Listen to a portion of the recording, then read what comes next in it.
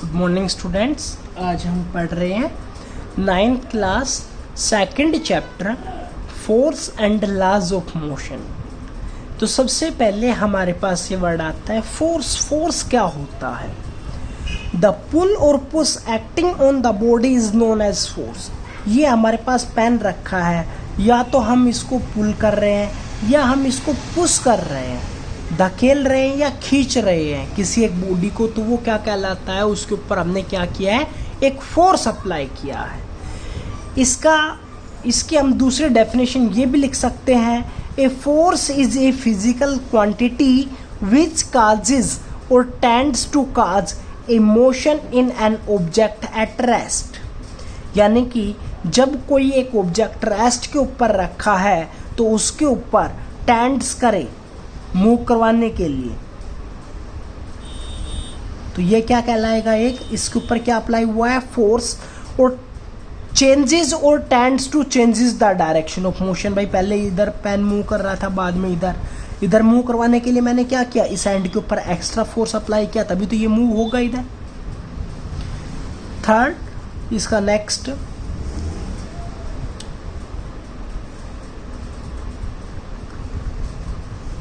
Changes or tends to change the size and shape of object. भाई size और shape भी change हो सकता है फोर्स अप्लाई करने से। और changes or tends to change its speed of an object. भाई फोर्स अप्लाई करने से हमारे पास क्या है? एक बॉडी रेस्ट में रखी है, वो मोशन में आ सकती है, उसकी डायरेक्शन चेंज हो सकती है, उसकी शेप एंड साइज चेंज हो सकता है, और उसकी स्पीड चेंज हो सकती है। ठीक है, एक बात का आपको ध्यान रखना है, force can not seen. Force हमें दिखाई नहीं देता है, but the effect of force on an object can be seen और फेल्ट। हम इसके ऊपर कोई एक फोर्स लगा रहे हैं तो ये देखा भी जा सकता है इफेक्ट, और महसूस भी किया जा सकता है। Effect of force. फोर्स के क्या क्या इफेक्ट हैं? Force can change. क्या क्या चेंज कर सकता है? द स्टेट ऑफ रेस्ट और मोशन ऑफ एन ऑब्जेक्ट, ये अभी हमने डेफिनेशन के अंदर बताया।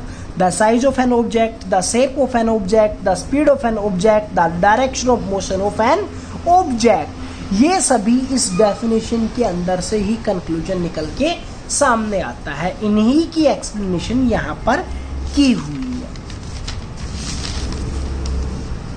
हमारे पास एक पॉइंट आता है बैलेंस्ड फोर्स। बैलेंस्ड नाम से ही पता चल रहा है, जब दो फोर्सेस इक्वल होंगे तो और अपोजिट डायरेक्शन के अंदर होंगे तो वो क्या कहलाएंगे? Balanced force. when two force of equal magnitude but acting in opposite direction on an object simultaneously, then the object continues in its state of rest or of motion in a straight line. Such forces acting on the object are known as balanced force. हमारे पास ये एक object है, इस object के ऊपर हम दो force apply कर रहे हैं। एक तो इसको इधर अप्लाई कर रहे हैं फोर्स, और एक इधर फोर्स अप्लाई किया जाए। अगर ये दोनों साइड इक्वल फोर्सेस अप्लाई किए जाएं तो क्या अब ये ऑब्जेक्ट मूव कर पाएगा? नहीं कर पाएगा। मतलब रेस्ट में था तो किस में रहेगा? रेस्ट के अंदर। अगर ये ऑलरेडी मोशन में था, ऑटोमेटिकली पहले ही मोशन के अंदर चल रहा है, और फिर दोनों साइड से इक्वल फोर्सेस लगा दिए जाएं तो क्या वो रेस्ट में आएगा? नहीं आएगा। वो किसके अंदर ही रहेगा? मोशन के अंदर ही रहेगा।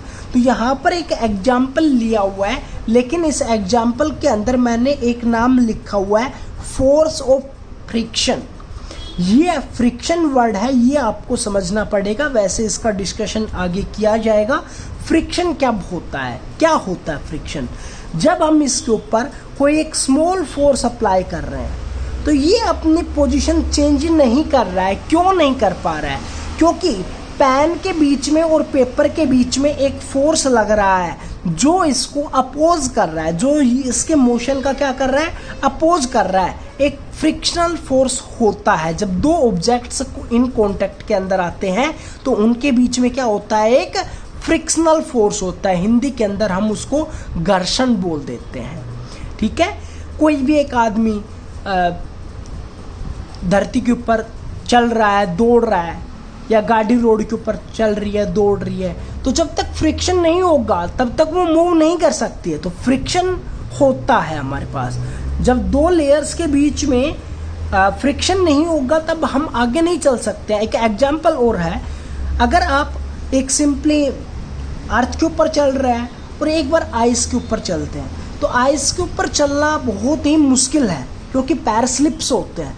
पैर स्लिप्स क्यों होते हैं? क्योंकि उन दोनों के बीच में पैर की जो लेयर है वो और आइस के लेयर के बीच में फ्रिक्शन नहीं है, गैप ऐसे ऐसे नहीं है।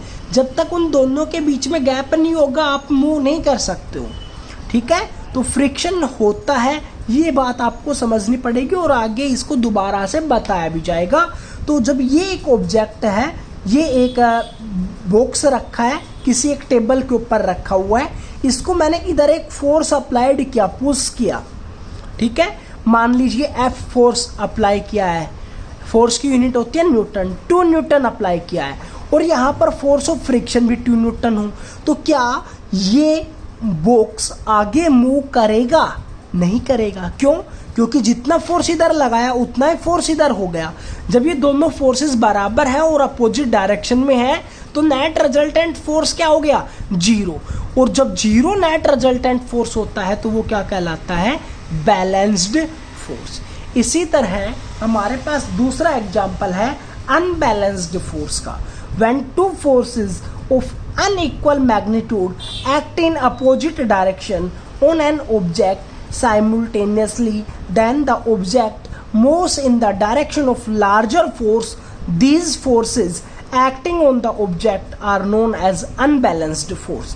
जैसे कि ये पेन रखा है, इसका मैं इसके ऊपर फोर्स इधर इसको मूव करवाना चाह रहा हूँ, तो फ्रिक्शनल फोर्स किधर होगा? इधर होगा, पीछे की तरफ होता है।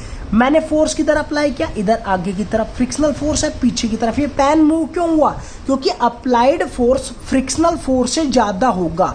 अगर मैं स्मॉल फोर्स लगा रहा हूँ तो क्या ये पेन मूव कर रहा है? नहीं कर रहा है। क्यों नहीं कर रहा?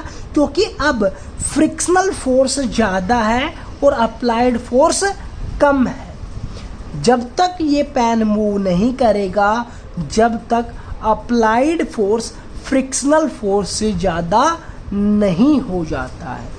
तो यहाँ पर इसी सेम बॉक्स का मैंने एग्जांपल लिया हुआ है, इसके ऊपर मैंने फोर्स ऑफ पुल लगाया हुआ है, उसको नाम दिया है F1। फोर्स ऑफ फ्रिक्शन को मैंने नाम दिया है F2। मैं मान लेता हूँ फोर्स ऑफ पुल यानी कि F1 बड़ा है F2 से, तो नेट फोर्स कौन सा हो जाएगा? बड़े वाले फोर्स में से छोटे वाले फोर्स को सब्ट्रैक्ट कर देंगे तो क्या आ जाएगा? Net force. और उसकी डायरेक्शन क्या होगी? जो बड़े वाले फोर्स की जो डायरेक्शन है वो ही आपके पास रिजल्टेंट फोर्स की डायरेक्शन होगी। Thank you.